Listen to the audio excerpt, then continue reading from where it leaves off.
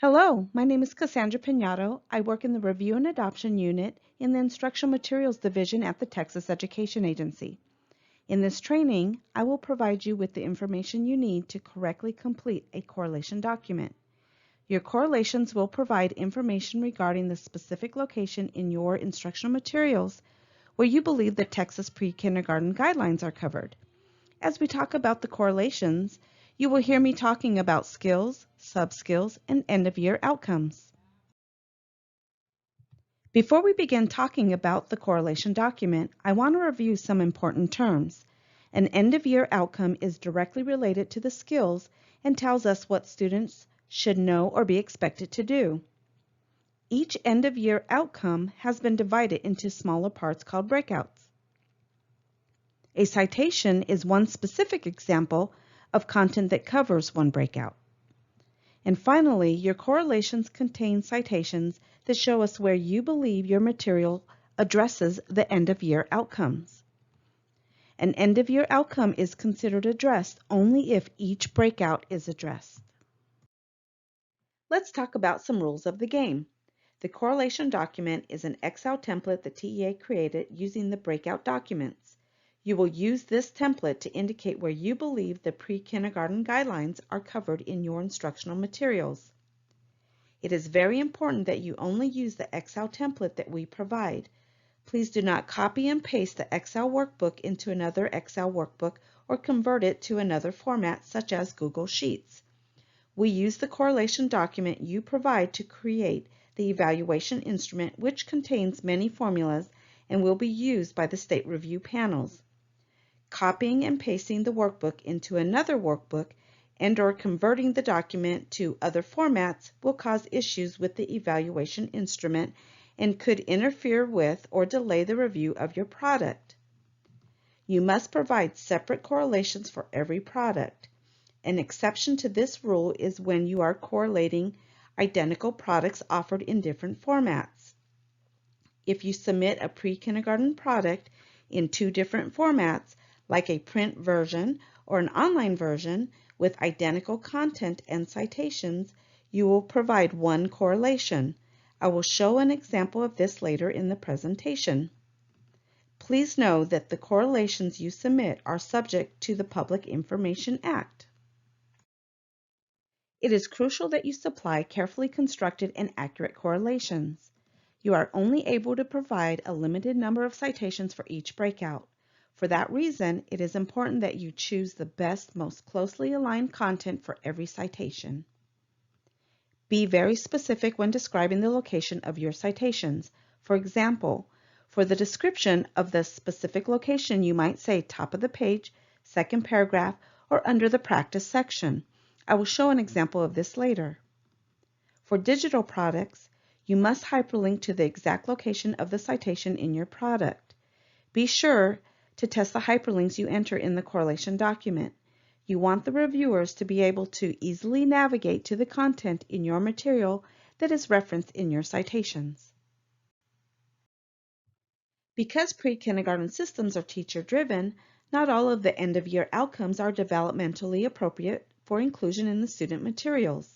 Therefore, you are not expected to include content in your student materials that cover every breakout in each domain.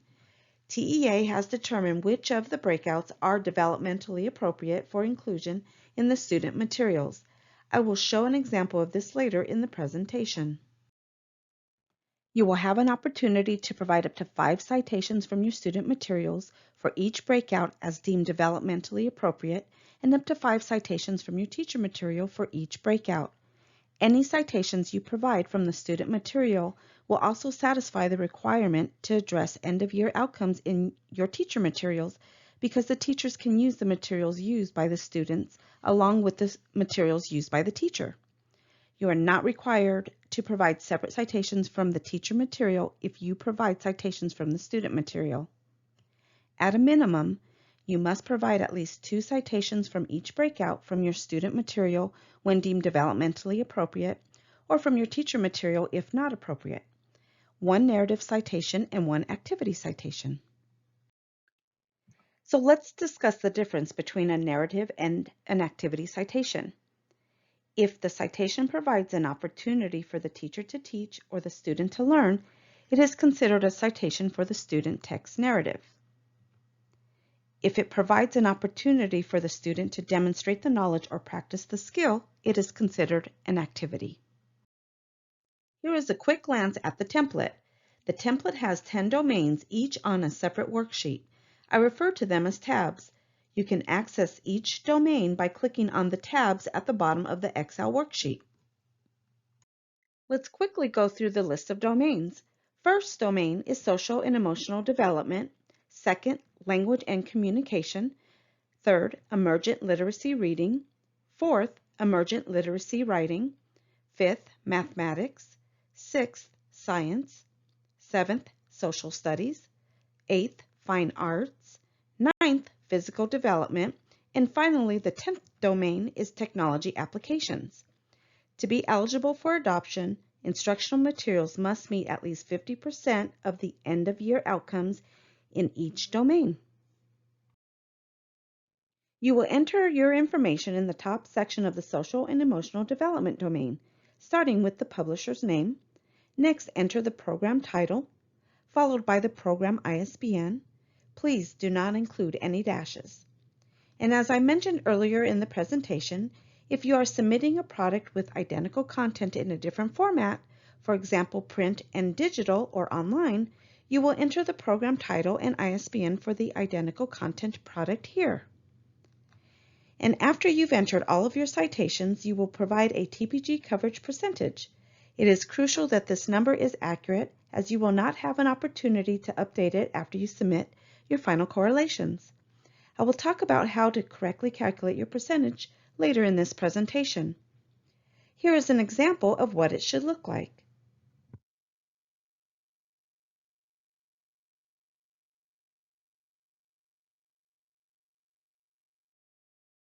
Next, you will see the general requirements and the introduction on each tab for that domain under the product information.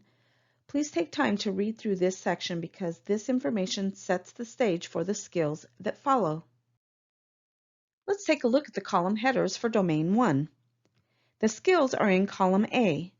Although you are not providing citations for the skills and subskills, it is important to read them because they help put the end-of-year outcomes into context. Domain 1, Social and Emotional Development, is the only domain that has subskills. Those are in column B.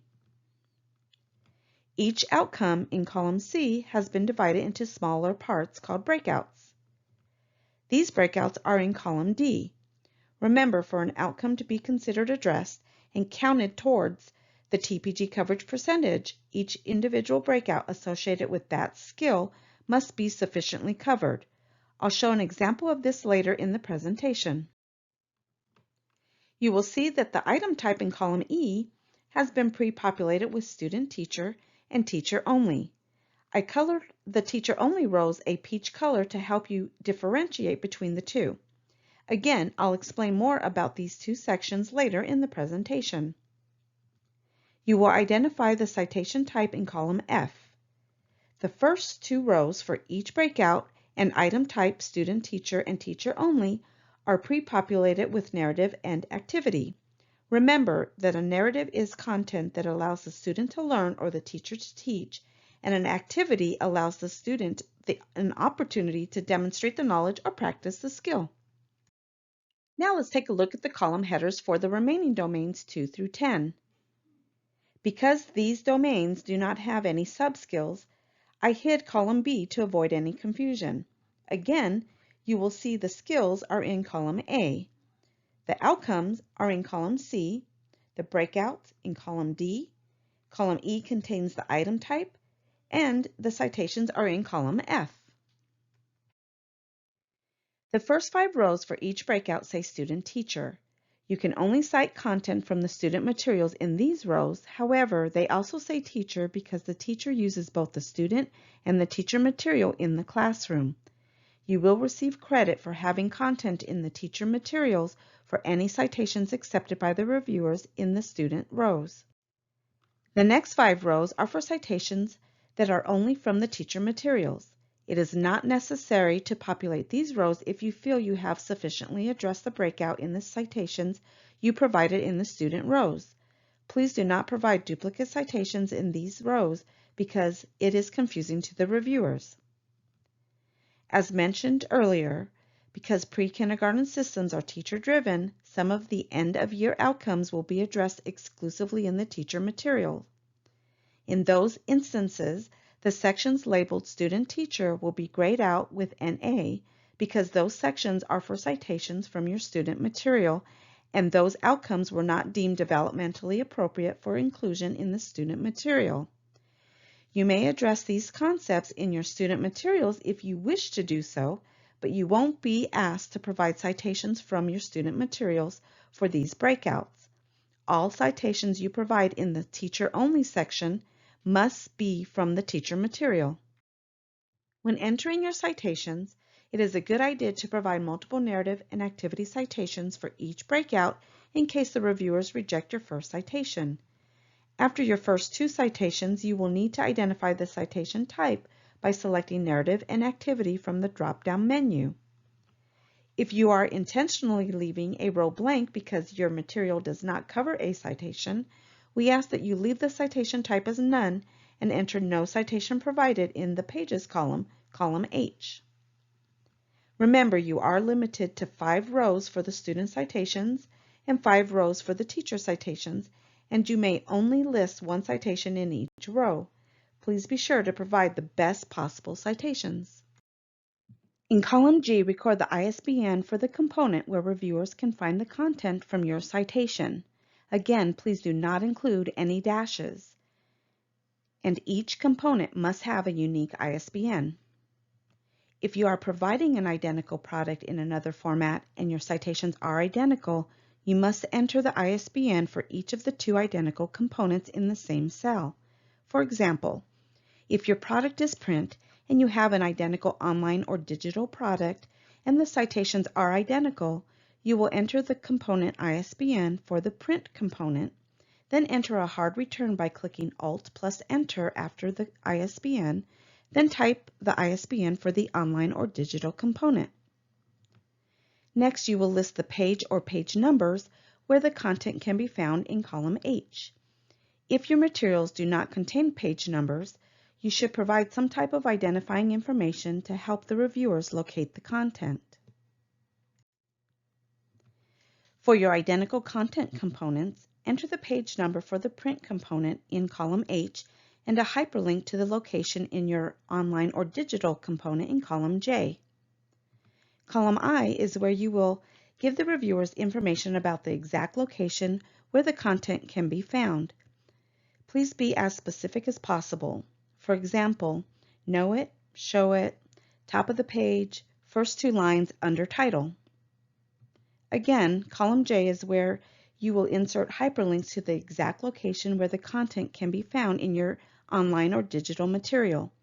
Users must be able to click on this hyperlink and be directed to the content you have cited within your material. There are 2 ways to insert a hyperlink. 1, you can insert a hyperlink just by right-clicking into a cell and selecting Link, or use the Insert Link function by selecting the Insert tab on the ribbon. Then you will click the link icon and then paste the link into the address field in the Insert Hyperlink pop-up box and click OK. The hyperlink will be inserted into the cell.